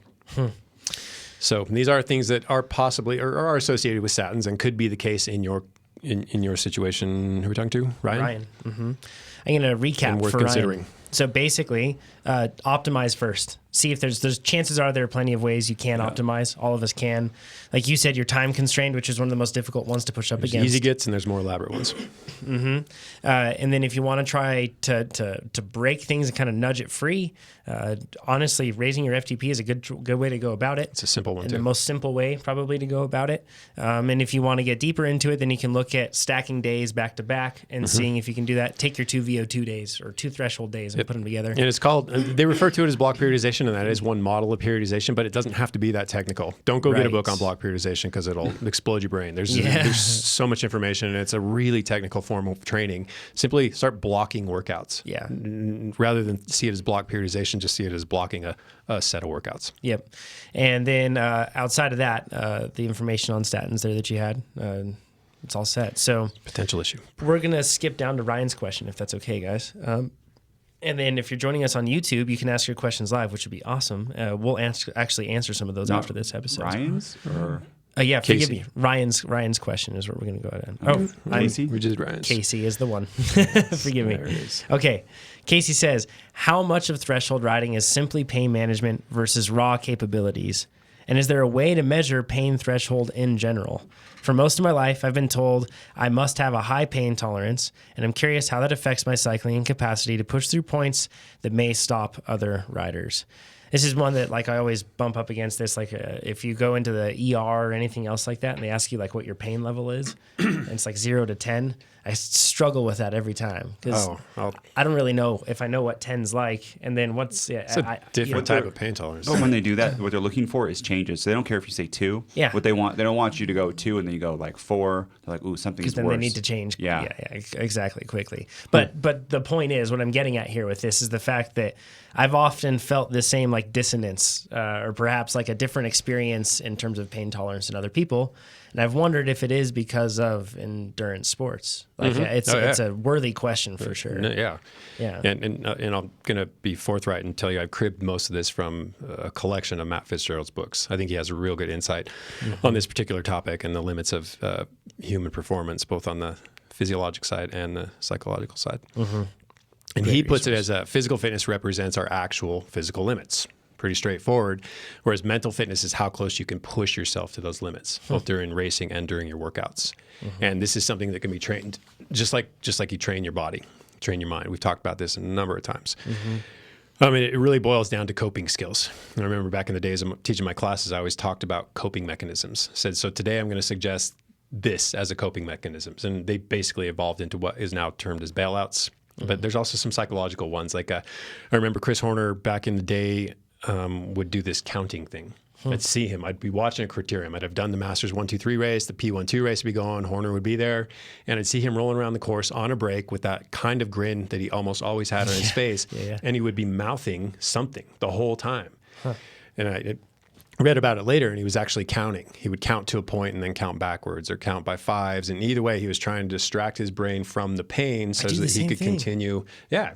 That's crazy. It's an effective coping skill. I've never heard of somebody else doing that. I thought it was just me. Wow. Yeah, so it's and there are a lot of ways you can do it. Ton of ways. And it's just race like visualization. I'm cresting that final climb. I got this out for 30 more seconds. I mean, there's so many ways you can go about it. It's just a distraction, really, for me. You know what I mean? Like that's productive kind of distraction. Yeah, a productive one. One that keeps you on task, but distracts you a little bit from how much you're suffering. And I don't know if just the metronomic nature of being counting one after another kind of helps. Something Whatever like that. works Who for you. knows? Yeah. And it may be rhythmic, and maybe it may not. Maybe that rhythm distracts you. Maybe it has to be asyncopated. Yeah. Yep. Interesting. Huh. So, and then he draws a distinction between having more to give versus giving more of what you have. So, which I find particularly interesting too, because this is what allows lesser athletes to beat those impossible opponents. Oh yeah. Is I may not be as strong as that guy, but I'm willing to give more than that guy today. Yeah, it's interesting. And a lot of this, like you can find, like you're talking about Matt Fitzgerald. We've talked about this book. You can, if you search. This is one of his books. This is pulled from or culled from a few of his books, but How Bad Do You Want It is where most of this comes from. So if you search How Bad Do You Want It, Ask a Cycling Coach podcast, you'll find previous episodes. And we actually had Matt Fitzgerald on our podcast to talk a lot about this stuff.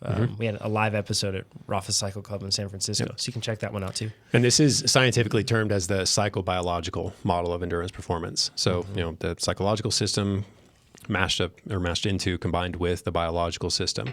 And then one study in particular, they used cold water immersion, and they actually tied it to childhood adversity. Whoa. So they would ask the people involved in the experiment basically what level of how difficult was your childhood, to put it really simply. And what they found was that the best results, the people who had the highest pain tolerance, came from the participants who were in between the extremes. They didn't have no stress and they didn't have ample stress. They were somewhere in between. So they had a mildly challenging childhood. Enough stress that or enough adversity that they learned how to surmount it and processed it positively, rather than were overrun by it or not exposed to it at all. Do you guys want to do a cold water immersion competition between us? I don't. No. Come on. I don't. No, that I wanna doesn't do sound it. very fun. You do? I totally We do could. against you guys. It'd be way more enjoyable than a muscle biopsy. So I think I could I get do behind both. that. At the same time, why not? Yeah. I'd rather just race you on bikes. I like that better. Yeah. Your VO2 max is higher than mine. Running then. I don't know. I know, but something, it's the same. yeah. I would see we could have a pain competition to really see who I can hate handle the being most cold. pain. I hate being cold. Well, Yeah. then I think you wouldn't do so well. This is correct. You can predict my performance. Bail out early. Yeah, I hate being cold. Yeah. So And then also what they found is that people developed better pain tolerance if they incurred their setbacks within the sporting context. So if these later forms of adversity came during sporting efforts or sporting events, they learned how to positively benefit from that. I wonder if that's because even if it's something as silly as like, a $10 or like a chain lube preem or something else, we tie that into like striving and enduring pain into achievement. And I wonder if that's because we've kind of, Perhaps, solidified that model. Because it's kind of silly, like when you stop and think about it, most of us just race for nothing, really. Like we're not getting paid or anything else like that. But, we create, this relationship of achievement being valuable enough to offset it. It's status too. Yeah, for Humans sure. crave status. We do. And some people more than others. But that's when you win a preem, you get a higher status. Yeah, exactly. Well, regardless of how we improve our pain tolerance, though, it benefits us as endurance athletes. Absolutely does. I mean, don't really need to argue that. And in the book, we're talking about how bad do you want it. Frank Shorter, the guy who won the U.S. gold for the marathon in 1972, had a particularly tough upbringing, a lot of abuse at the hands of his father. And he basically attributed his high pain tolerance to the fact that not only did he know pain was coming, but he knew how long and how severe it was going to be. And this allowed him to mitigate the harmful psychological effects. He could get through it. Oh yeah, I think that's a huge thing for me. I need to look at what I'm going to do or have an idea of what I'm going to do, and I don't revel or relish suffering at all. I'm not there. There's that side of things where people really go into that, but I don't. I don't like it, but I have to be prepared for it. And if I'm not prepared for it, I find that I underperform. I don't reach my physical capabilities. I don't. I'm not ready to do it. But there's just a tremendous benefit in knowing that not only that it's going to hurt, but you have some expectation and some familiarity, some experience with not only how long you're going to have to do it, how long the race is, or how long the climb is, or how long the last couple of laps are going to take, but also how severe that pain is going to be. And just mentally bracing yourself for that goes a long way toward enduring it. Yeah. And for everyone out there too, you can be last place in the race, but experience more pain than anyone else in the race. Just because someone's faster than you doesn't mean that they go deeper or harder than you. And you see people like who beat you on climbs, like, oh, it's just because they go deeper. No, it's probably, they're training, nutrition, parents. It's a component, but only a component. Someone could go way less hard than you. Like I think Brandon, our climber, he didn't have to drop me on a climb. He doesn't even have to go hard. Sure. Right. I could go deeper than I could pass out and not keep up with him on a climb when he's just going threshold. Yep. Yeah, That's just the way it is. Yeah, it doesn't matter. You can't have crap fitness and be the toughest guy around and win races. It doesn't work that tidily. Yeah. Sorry. Yeah, but I'm just saying you you have can to have it all. You can work on this and be really tough, mentally tough. That's always going to be better for everything in your life. And don't think that you're not improving on this if you're getting beat. Yeah, absolutely. Fair. Do you have what do you do to prepare yourself before a race like that, Nate? To mentally, I guess, prepare yourself for that? Nothing. So you just go in, you're fine with it. I think so, yeah. Chad? I think I have an opposite thing where if I build it up too much in my head, then I'm like, if I care about the race too much, I can kind of underperform. Interesting. But if, yeah. You, Chad? Hard workouts. Yeah. Plain and simple. I know a lot of people don't want to do their hardest workouts in training. They'd rather save that performance for race day. And I'm quite the opposite, where I'd rather have my hardest efforts, my hardest, my greatest amount of suffering in my workout, so that when race day comes around, I know I'm braced for anything that's going to be thrown at me. Yeah, I gained the same strength from that tactic for sure. Mm-hmm. Yeah, that's a good thing to do. If you guys have any coping mechanisms like this, or things that you use to kind of mentally prepare yourself for a race, anything like that, let us know. This is like always a fascinating topic, because I feel like it's something that everybody can experiment with. Instead of us talking about like block periodization, where it might be really tough for one person to be able to implement that, all of us can dip our toe into the waters of mental preparation and experimentation with that sort of a thing. So it's pretty interesting. We're going to jump into the live questions that have been submitted from YouTube. Great. You got one, Nate? I got a couple. First, Cool. If you're watching live, please upvote or give us a thumbs up. That'll help us spread this video and help the channel. Yep. Someone asked about when will the integration with Wahoo outside head units be ready, and don't have a timeline, but someone is working on it right now. So A great engineer. Yeah, exactly. That means it's a priority, and we're working as fast as we can. But we haven't done this with them before, so there's an unknown. And after we get our work done, there's a portion that Wahoo will have to do, and that we don't have control over. Yeah, exactly. Okay, let's scan through and find a couple of them. A lot of people are talking about different things that I guess even on the medication side with statins and all that stuff. Interesting to see that conversation. And you guys can join this. It's pretty helpful to have more of you guys in here. There are a ton, but A lot of more people are on statins, so I wouldn't be surprised if that's pretty yeah. well-fueled discussion. Someone asked, what would you recommend for trying to train for a race at elevation, 9,000 feet base, when you live at 4,500 feet and are not able to stay up high? That's exactly what is going to happen to Jonathan, except higher, almost the exact elevations. Yeah. And you don't really train for it. You can just either get there as soon before the race you can.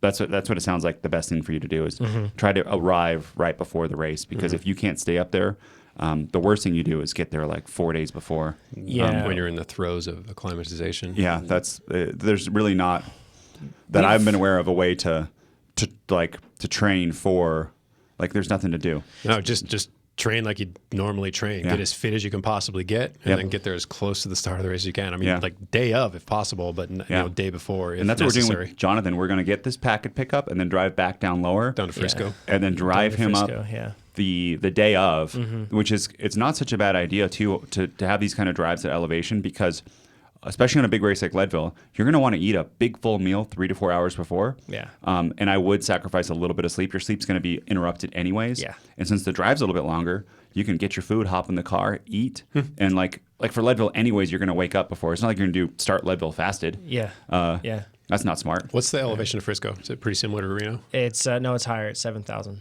Oh, But it's way better than 10,000. sure. Yeah. Yeah. Sure. Yeah, exactly. And we're even going to be in Frisco not very soon. Not very long. Yeah. Yeah. So really, race morning should be the time that he shows up an hour before the race. Yeah. And then goes. So some interesting points on this. First of all, we've covered the elevation in previous episodes. If you look at that, you can search high elevation adaptation with the Ask a Cycling Coach podcast, and you'll find it. We talked about the study where they referenced Team Sky. I'm not sure it was an official study, but No, it was just shared observations. information basically. Which who knows? They may be just trying to throw everybody off. Oh no, I'm good. Nate going to refill again. I do have a cold. Yeah, it's true. But basically within Don't you love this, her? and Nate, you remember this one where they basically said that they saw increased performance every day, basically once they got to elevation. So we know that that's out there. However, that wasn't like an official study. So we're taking what we know from official studies. That said, reversing all of that, anecdotally, I don't have problems at elevation, relatively speaking, to like what most people have. And then I've gone up 3 days before. Last year, I looked at this and went back and looked. I went up to basically 9,000 feet at Mammoth for nationals. And I went up there and I was there 3.5, almost 4 days early. And I did great. There was that, honestly, you may be able to say that the performance improved, but I felt great. I did great. And I've never, ever had a problem at elevation. So Leadville's even higher. And remember your 1 mile run to the aid station? Yeah. No, it's hard. Yeah. I was running way over my sustainable pace there. That's a different Okay. matter, right? Because I was afraid we were going to miss you.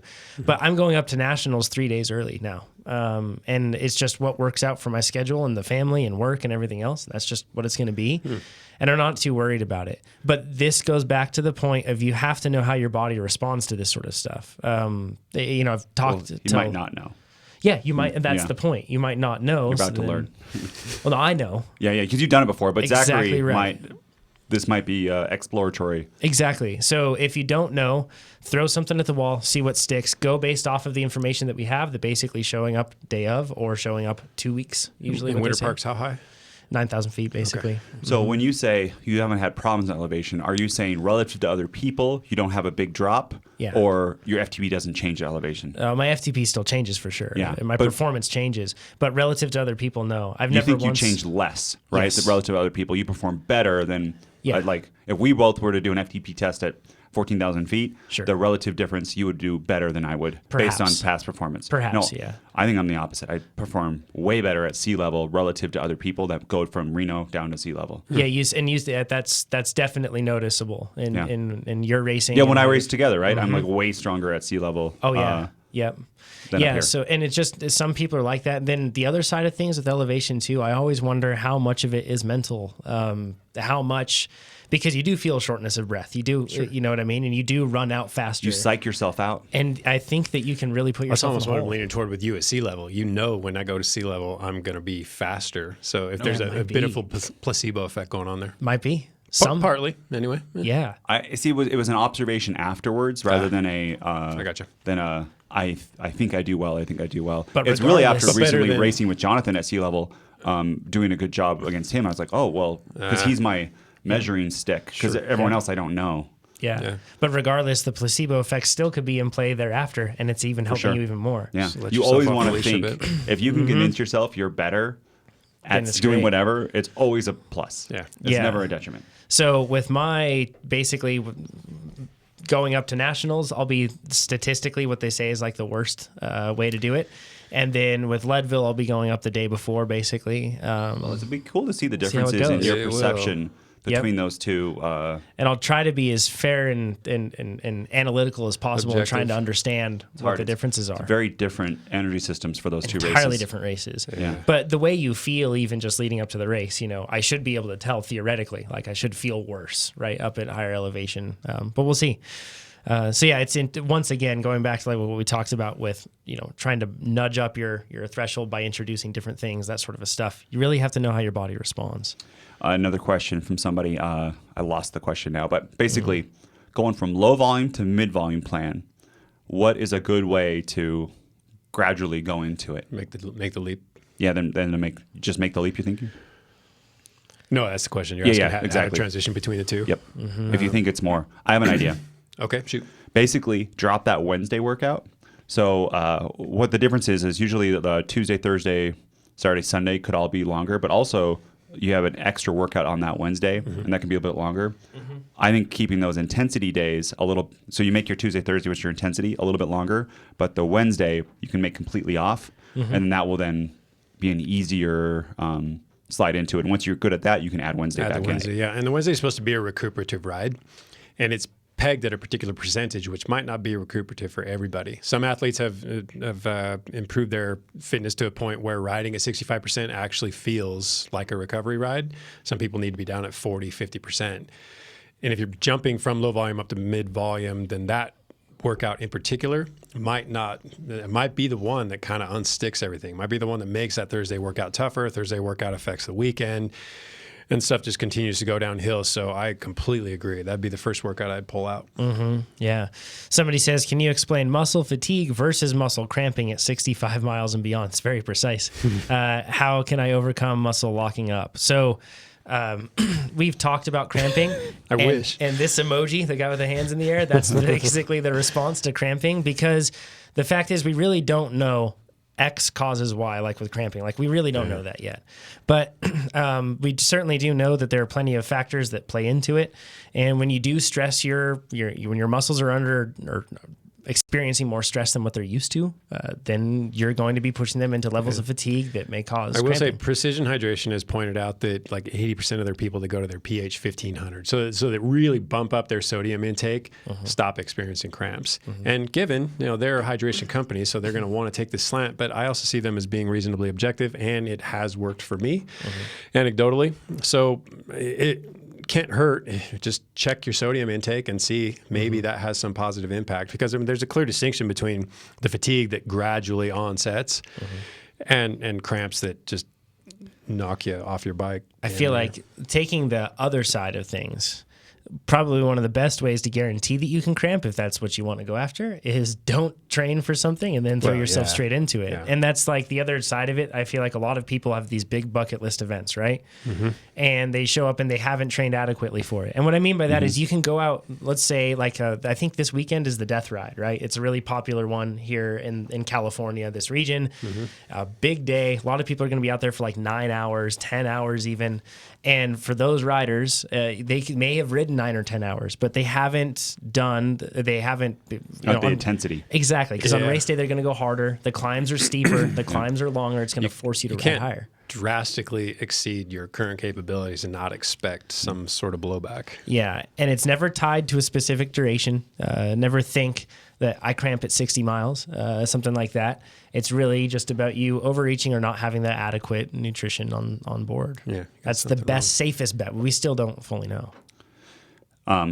Todd's in here asking about variability index. That we were going to cover your question this week, Todd, but it's pushed to next week. Yep. Yeah. So don't worry, Todd. We're going to answer it. Yep. We'll cover the variability index one. That'll be interesting. Yeah. Let's see. Somebody, something interesting.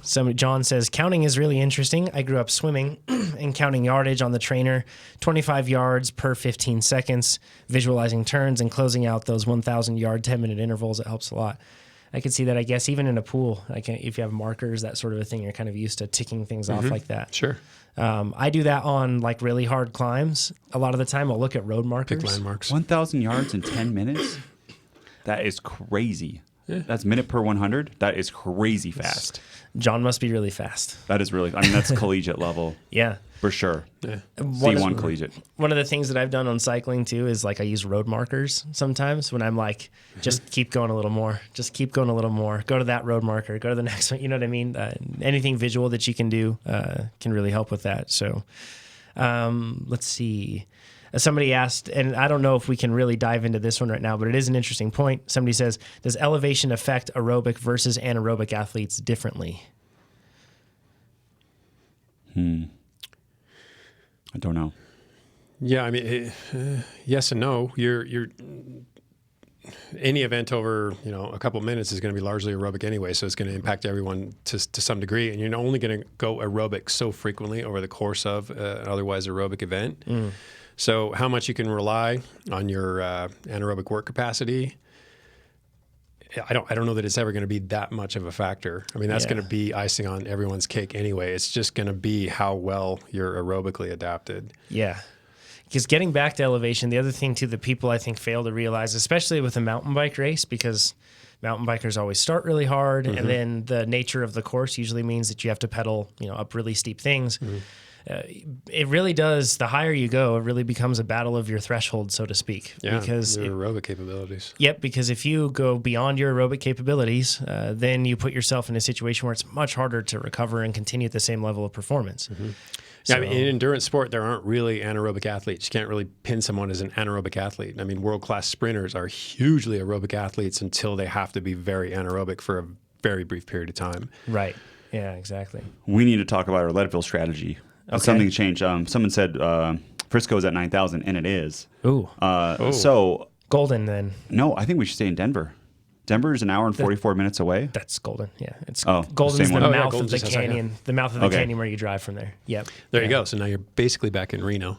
Yeah. Yeah. Then it's 5,600 feet. Yep. Yeah. So we're 42, Super 45. close. Yeah. Cool. Pretty Close close. enough. We can Not stay- like 9,000. Yeah. We actually, I think we can stay right there by Yeti HQ. There's a hotel that us Yeti ambassadors can go to. Cool. You'll get the vibe. Yeah, get some good rates. So. There's a good cider bar there too, or cider yeah, factory. that's right. We went there. It's a good place. Distillery? Do they distill cider? Distillery. Yeah, it was a cider distillery. Yeah, that That's what sounds they good. called it. Yeah. So yeah, well, golden it'll be then. Okay, that's better. And still that time, so maybe not an hour 44 out in Golden. Maybe it's, I don't know how far, an hour and 15 minutes, and that's not so bad. Yeah, it's like I think it's closer to, maybe it's closer to 2 even, but we'll check on it. We'll see what it is. Last question. Hour 35. Hour 35. Cool. All right. Last question. This one says, what do I do if I'm a crit racer in season? I'm on the sweet spot, meaning that he's racing regularly, I assume is what he means by in season. I'm on the sweet spot base 2 plan for about 3 weeks now, and races are coming up this weekend. Should I stick to my plan, or should I just jump right now to the crit specialty plan? No, stick to your plan. Yes. Stick to your plan. You're not going to see any massive jump forward in performance capabilities by just immersing yourself in the specialty plan and the type of fitness that the specialty plan offers compared to that you're going to get from the sweet spot plan. It's not going to be tremendously more beneficial. Yep. Keep on building that muscle endurance, and then you can layer on top of that the more specific fitness later on. I mean, even over the course of the criteriums, it's Yeah. stay the course. We've talked about this so many times about Sweet Spot Base 2 being you can race right in Sweet Spot Base 2 and get some great results still. Yeah, I have many times. Nate's done it just recently. And when we're talking about subbing in races into a training plan, you can sub it in for your Saturday ride that you have. Just make sure that you account for how fatiguing will that race be? Are you doing like 2 or 3 crits in one day and you're really going to be really fatigued? Then in that case, you might want to adjust workouts going forward. Unless it's an A race, something really big, I wouldn't suggest needing to taper through this or anything else and adjust the workouts leading into it. But yeah, that's what I would do. And it can be the opposite too for a crit, because if you're doing one crit, it's 45 minutes long, but you usually have a 90-minute workout. And especially if you race crit, if you sit in and just do one effort, Yeah, you're going to have to pad that race. yeah, it could be a 40 TSS day rather than a 120 TSS day. Yeah. So you do that over 5 weeks, and you have 500 less TSS than you normally would. Yeah. And that could be... It can be rough. It can be rough, yeah. Yep. Somebody says, watch I-70 traffic on race morning going up there. Yeah, I've heard the same thing. So we'll watch for it. Don't worry about it. Yeah, we'll get you there plenty early. Leadville's going to be a long day, so it'll be what it is. I feel like getting up... Yeah, we can get up plenty early. Sure. I'll just sleep in the car after I eat. 3. I'll eat. We'll get in the car. I'll sleep on the way up, and then I'll Yeah. pedal. I the actually bike. don't... If we have 2 cars, I can sleep in. Yeah. I don't have to be there in the morning. Yeah. As we can say as a support crew, it goes by pretty quick. Oh, yeah. Yeah. No, but I busy mean, day. so with padding, if you get there 2 hours before race, I could try to get there at race, because I'm going to get the second aid station. You're not going to be there for 5 hours or four. I just 3 want to hours. get there right when the gun goes off. I don't want to sit through all the there. car. Yeah, there's no. Well, I point, mean, yeah. it's just going to be tough because if there's bad traffic, you want to have some kind of padding. Sure. If there's an Yeah. accident, you Yeah. don't want to miss Leadville. Yeah, I'll just get on. The nice part about that is I'm not stuck in traffic. I can get on a bike and pedal. So Oh, true. It's gonna Let's get be an a- extra 50 miles. yeah, it's gonna be a long No big day deal. anyway. Like honestly, You make me. climb up from Golden at 5,000 to 9,000. It's gonna be make me 92 ride miles. for That's a 24 big day. hours, 9 hours. It's all the same. So it's really long. It's longer than a crit. So Talking to someone who's Everested, I mean, come on. yeah, No, this is no big deal. it. All right, everybody. Thanks for joining us on YouTube. Once again, if you joined us live, please give us a thumbs up. That's really helpful. And thanks for all the questions that you submitted. You can submit other ones. Please do so at trainerroad.com/podcast. And if you like what we do here at Trainer Road, we would love it if you checked out what we actually do, the app here and everything else that we have. It makes you faster. That's our promise, and we stand behind it. So thanks, everybody, for listening, and we will talk to you next week. Thanks, everybody. Bye-bye.